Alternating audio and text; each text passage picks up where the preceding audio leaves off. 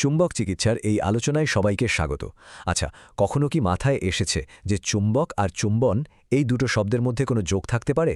শুনতে একটু অবাক লাগলেও ভাষার গভীরে কিন্তু একটা অদ্ভুত সংযোগ লুকিয়ে আছে। চলুন আজ আমরা এই আকর্ষণীয় ব্যাপারটা দিয়েই আমাদের আলোচনা শুরু করি।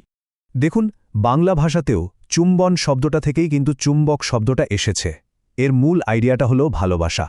ঠিক যেমন দুটো মানুষ ভালোবাসার টানে একে অপরের কাছে আসে, ঠিক সেভাবেই একটা ধাতব পদার্থ অন্য জিনিসকে নিজের দিকে টানে। মানে এই আকর্ষণকেই ভালোবাসার একটা রূপ হিসেবে দেখা হয়েছে। আর এই ধারণাটা কিন্তু শুধু বাংলাতেই আটকে নেই। যেমন ধরুন, ফরাসি ভাষায় চুম্বককে বলা হয় আইমানিতে, যার মানে হল চুম্বনকারী পাথর। আবার চীনারা এটাকে বলে চুষি, মানে প্রেমময় পাথর। কি দারুণ একটা ব্যাপার, তাই না? পৃথিবীর নানা সংস্কৃতিতেই চুম্বকের এই আকর্ষণ শক্তিকে ভালোবাসার সাথে তুলনা করা হয়েছে।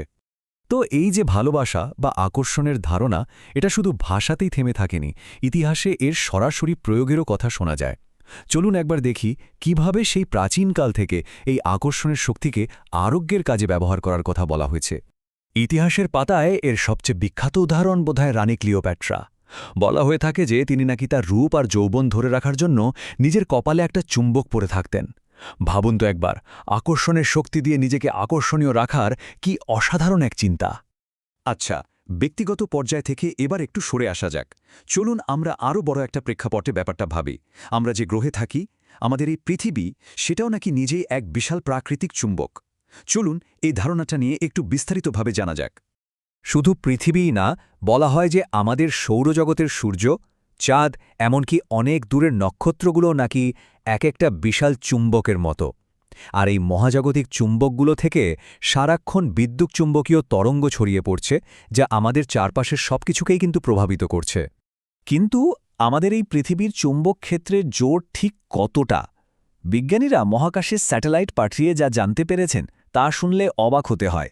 ভূপৃষ্ঠ থেকে প্রায় 1,00,000 কিলোমিটার দূরেও পৃথিবীর চুম্বক ক্ষেত্রের অস্তিত্ব পাওয়া গেছে।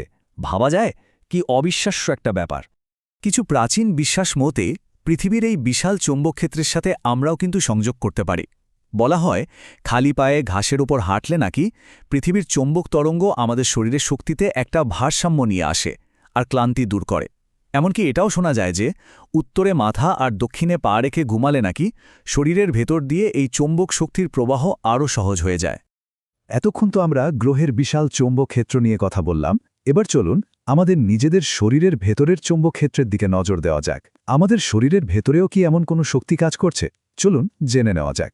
তাহলে আসল প্রশ্নটা হল, মানবদেহ কি সত্যি চুম্বকীয়? আর এর উত্তরটা কিন্তু বেশ চমকপ্রদ। আমাদের শরীর আসলে বিদ্যুৎ এবং চুম্বক দুটোরই পরিবাহী হিসাবে কাজ করতে পারে। যেমন জানা যায় যে আমাদের মস্তিষ্ক, মানে আমাদের সব কাজের কেন্দ্র, সেখানে প্রায় 30 ওয়াট বিদ্যুৎ শক্তি তৈরি হয়। একবার ভেবে দেখুন আমাদের মস্তিষ্ক আসলে কতটা শক্তিশালী একটা জিনিস। কিন্তু এর পরের তথ্যটা তো আরও অবিশ্বাস্য। বলা হয় আমাদের মস্তিষ্ক প্রতি সেকেন্ডে প্রায় 8 কোটি সাইকেলের বিদ্যুৎ চুম্বকীয় তরঙ্গ চারদিকে ছড়ায়। মানে আমাদের প্রত্যেকের ভেতরেই যেন একটা আস্ত পাওয়ার স্টেশন চলছে। চৌম্বক চিকিৎসার মূল ভিত্তিটাই কিন্তু এই ধারণা। যখনই শরীরের এই বিদ্যুৎ চৌম্বক ক্ষেত্রের ভারসাম্যটা নষ্ট হয়ে যায়, সেটা ভেতরের কোনো কারণেই হোক বা বাইরের, তখনই নাকি আমরা অসুস্থ হয়ে পড়ি। তার মানে সুস্থতা মানেই হলো এই শক্তির একটা পারফেক্ট ব্যালেন্স। তাহলে এই যে ভারসাম্যটা নষ্ট হলো, এটা ঠিক করার উপায় কি? এখানেই চলে আসছে চুম্বক চিকিৎসার ধারণা। চলুন দেখি কিভাবে কৃত্রিম চুম্বক ব্যবহার করে শরীরের স্বাভাবিক অবস্থা ফিরিয়ে আনার কথা বলা হয়। খুব সহজভাবে বলতে গেলে চুম্বক চিকিৎসার মূল কাজটাই হল কৃত্রিম চুম্বকের সাহায্যে মানবদেহে চুম্বক তরঙ্গের প্রবাহকে আবার স্বাভাবিক আর ভারসাম্যপূর্ণ করে তোলা। এটা অনেকটা শরীরের শক্তিকে রিচার্জ করার মতো একটা প্রক্রিয়া। এই পদ্ধতির মাধ্যমে নাকি অনেক জটিল রোগের সফল চিকিৎসারও দাবি করা হয়। যেমন ধরুন হাইপারটেনশন বা অনিদ্রার মতো সমস্যা, আবার গ্যাস্ট্রিক, বাত ব্যথা, এমনকি প্যারালাইসিস এবং কিডনি ও লিভারের রোগের ক্ষেত্রেও এর ব্যবহারের কথা শোনা যায়। তালিকাটা কিন্তু সত্যিই বেশ লম্বা। আর এই চিকিৎসার সম্ভাবনা নিয়ে সবচেয়ে জোরালো যে কথাটা শোনা যায়, সেটা নিউ ইয়র্কের চিকিৎসক ডক্টর কে ম্যাকলিনের। তিনি দাবি করেছেন শক্তিশালী চুম্বক ক্ষেত্রে ক্যান্সার টিকে থাকতে পারে না। এই বক্তব্যটিকেই চুম্বক তরঙ্গের ক্ষমতার এক চূড়ান্ত উদাহরণ হিসেবে ধরা হয়।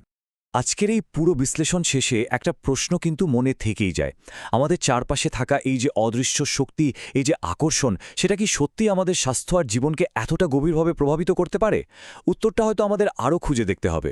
ভাবনার একটা সুযোগ কিন্তু রয়েই গেল।